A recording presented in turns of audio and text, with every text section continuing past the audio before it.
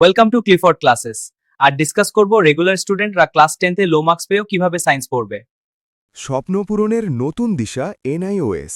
তোমার স্বপ্ন কি ডাক্তার, ইঞ্জিনিয়ার, নার্স বা ফার্মাসিস্ট হওয়া, বা এনডিএ পাশ করে ডিফেন্সে যোগ দিয়ে দেশের সেবা করা? মনে রাখবে, এই প্রতিটি সম্মানজনক পেশার মূল ভিত্তি হল বিজ্ঞান বা সায়েন্স।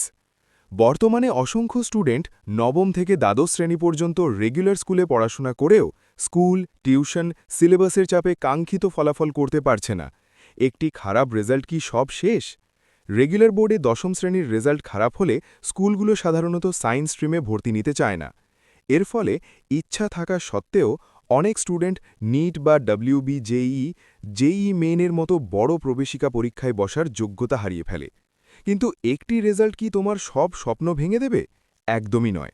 তাহলে সমাধান কি? রেগুলার স্কুলে পড়ার পাশাপাশি তুমি এনআইওএসে ভর্তি হতে পারো। যদি কোনো কারণে রেগুলার বোর্ডের রেজাল্ট খারাপ হয়, তবে এনআইওএসের রেজাল্ট ব্যবহার করে নিজের কাঙ্ক্ষিত লক্ষ্যে পৌঁছাতে পারবে। এতে তোমার মূল্যবান বছর নষ্ট হওয়ার আর কোনো ভয় থাকবে না। রেগুলার স্কুলের মতো এনআইওএসে সায়েন্স নেওয়ার জন্য নম্বরের কোনো ধরাবাঁধা নিয়ম নেই। নিয়মটি অত্যন্ত সহজ। কেবল দশম শ্রেণী পাশ করলেই যে কোনো স্টুডেন্ট সায়েন্স নিয়ে পড়তে পারে। এটি তোমার মেধা প্রমাণের এক দ্বিতীয় সুযোগ। এনআইওএস থেকে সায়েন্স নিয়ে পাশ করার পর তুমি ভারতের সমস্ত বড় পরীক্ষা দিতে পারবে।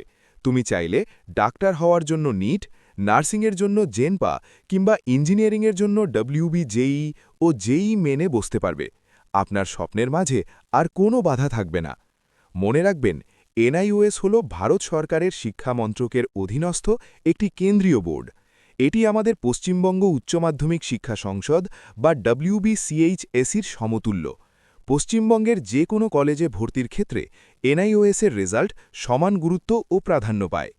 সিদ্ধান্ত তোমার। বুদ্ধিমত্তার সাথে এনআইওএসকে কাজে লাগাও এবং সায়েন্স পড়ার স্বপ্নকে বাঁচিয়ে রাখো। সঠিক সিদ্ধান্ত নিয়ে নিজের ক্যারিয়ারের পথে আত্মবিশ্বাসের সাথে এগিয়ে চলো। Thank you for watching. See you in the next video. Like and subscribe for more updates.